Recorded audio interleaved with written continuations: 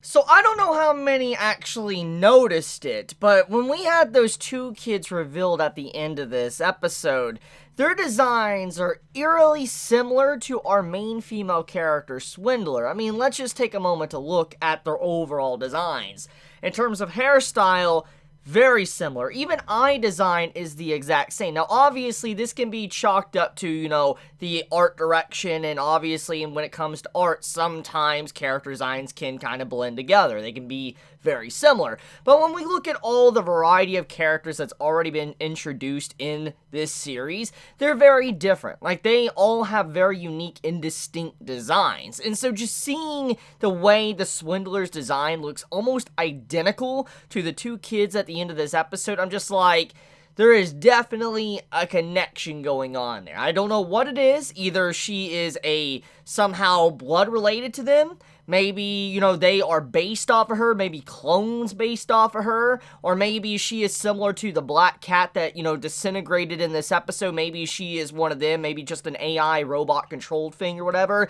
Whatever it may be, there is definitely a similar character design between the characters, and I just wanted to point that out, because this goes along with one of the things that the previous episode mentioned, is that there's probably a spy amongst the group. We know for a fact that even if it hasn't happened yet, eventually it's going to happen where probably there's going to be some form of execution or whatever that's going to infiltrate inside of the group of our characters and cause problems. It could be the Swindler that's an executioner, it could be, the one that has the bike. We don't really know who it is at this point. The only thing I wanted to mention, though, is the fact that this kind of gives a little bit more credit to the Swindler having more of a mysterious background and building up for some form of plot twist as the story progresses. So let's actually get into that. Is that when you actually look at the way this episode was directed, you can see that the Black Cat wasn't really caring much for anyone whatsoever. Anyone's ideas that were completely against his, he didn't care about. For instance, when it came to the bike situation in the early half of this episode, you have it to where he's like, oh, you don't need the bike, come on.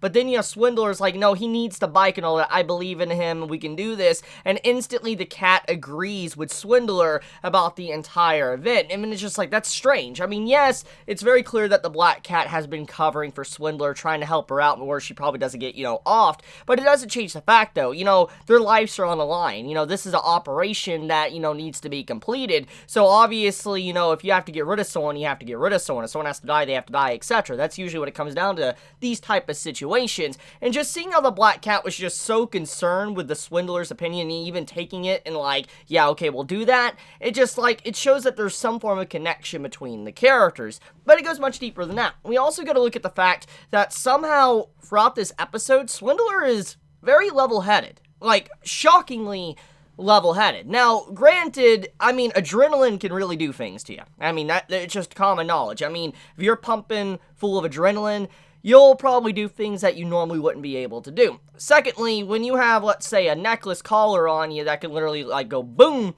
that's also another, I guess, initiative to not want to sit there and do nothing. So, when you really look at it, she is definitely level-headed for obvious reasons, but even then, despite everything, and her being relatively new to being around Akudamas and the executioners chasing them, this whole train situation, the absolute quarantine zone, she was surprisingly keeping a level head. But it also goes along with the build-up and twist that's been since the, second episode, that she might be more than she appears. She might be even swindling herself, and she could have potentially removed her memories or whatever to be able to be a part of this operation.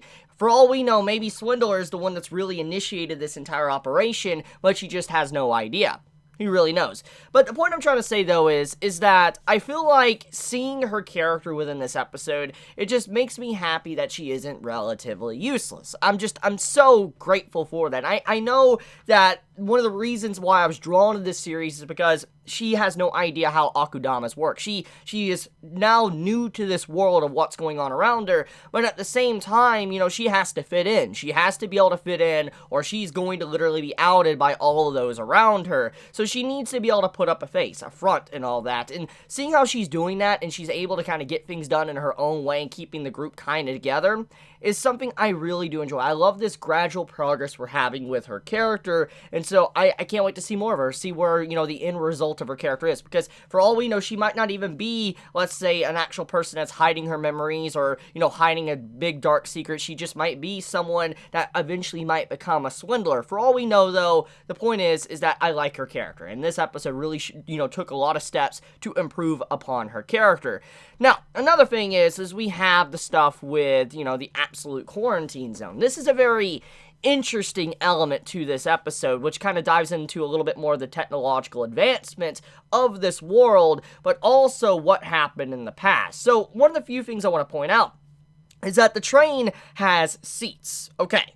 Now, it's very clear by what was stated is that these seats are obviously for people to sit in to be able to go through the absolute quarantine zone, which doesn't make any sense because everything that we've known up to this point is that once you get through the absolute quarantine zone, which is basically a giant death zone, and we do get to kind of see it for ourselves that it is a death zone, once you get to the other side, there's a decontamination, chamber that will literally eradicate all organics and everything, which makes me believe that those kids at the end of the episode is probably not organics. They're probably cybernetic enhanced, individuals, probably full-on robots for all we know, which would make perfect sense because of what we saw them demonstrate with the shield that, with the flute that popped up that kind of repelled the entirety of the absolute quarantine zone, which is a big thing to talk about. So, when it comes to this world building we got, we know people are being transferred with the seats on the train. So the question is, who is getting transferred? Because this train is obviously an operation to transfer people, maybe not just these kids. So who's really going on this train?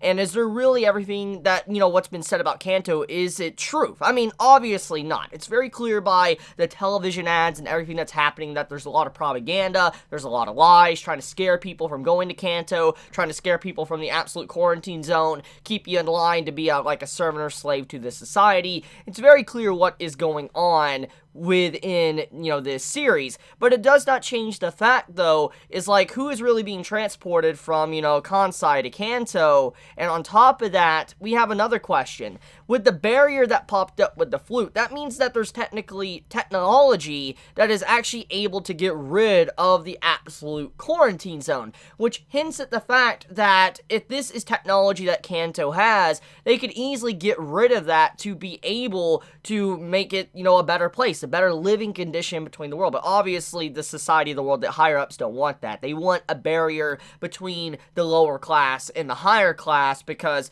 that's better for them, to have a feeling of power and ruling, etc., and then to feel more deified in comparison to the lower people that have barely any money, etc. It's clear what's going on there, but it doesn't change the fact. I wonder if they have a shield that is capable of repelling the absolute quarantine zone, if there is something hidden inside of it. There has to probably be something hidden, probably some form of hidden research or whatever. Something is being hidden probably inside of that zone.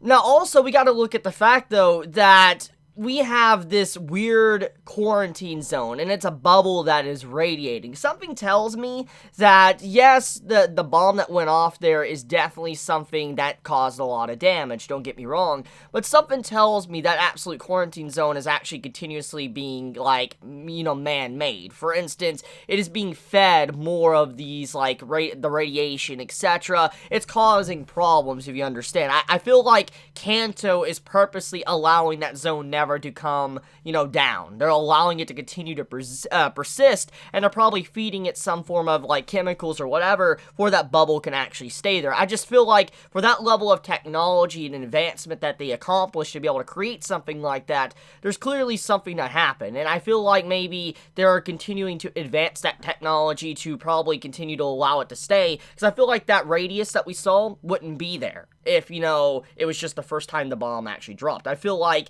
there's more going on. I feel like there's definitely some scientific research that's going along with that to further whatever Kanto's goals actually are. Okay, let's back up for a second. Actually, let's talk about, the other characters, like Brawler and Hoodlum and all that.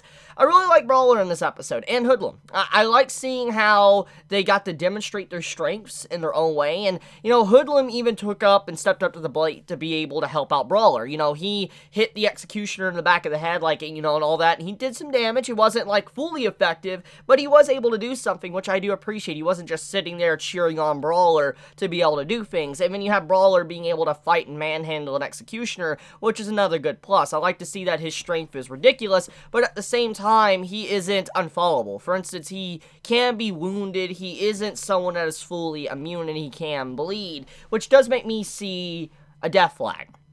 So let's be honest here. This is obviously kind of written, and the scenarios are set up by the writer of Danganronpa, so it's very clear that because of that writer, we could probably expect deaths. I mean, this writer is known for stuff like that, and the more and more I look at Brawler and his situation, what type of character he actually is, I've been looking at series I have watched over the years, I see a huge death flag over him. I feel like the Brawler is going to be one of those characters that everybody's going to love, which I think everybody that's watching the show loves him, and he's going to grow on you, and then he's going to be like a wall for the entire team, and then there's going to be a situation where he's going to have to die. And even though this is probably predictable, it doesn't mean it's not going to be sad when it happens, because it comes down to, once again, execution. I sense him dying. I see a huge death flag over Brawler right now, and I feel like before everything is said and done, he is not going to make it to the end of the story. I feel like he will, in fact, die. I could be wrong, but I feel like that is going to happen. And speaking of deaths, I feel like other characters gonna die. I could definitely see them, you know, the hacker boy die. I could definitely see, you know, the doctor die. There's definitely gonna be characters that are potentially gonna die as the story progresses. Just the question is, who is actually going to? Which, by the way, another thing to mention before I kind of wrap up this video is the, you know, the bike guy. How he's actually, you know, he didn't want to kill anyone in this episode. He even states, like, he doesn't kill people on, or not on the job, which kind of hints at the fact that he might actually be an executioner, because we know executioners, they kill people on the job, but if you're not on the job, obviously they're probably not going to kill people on the job. So he definitely has a contrast, or a correlation, correction, to the executioners, and I'm just like, that's strange, the way that was done within this episode. It does make you wonder if he really is the executioner or the spy, and is trying to shift away your sights away from Swindler. I could be wrong.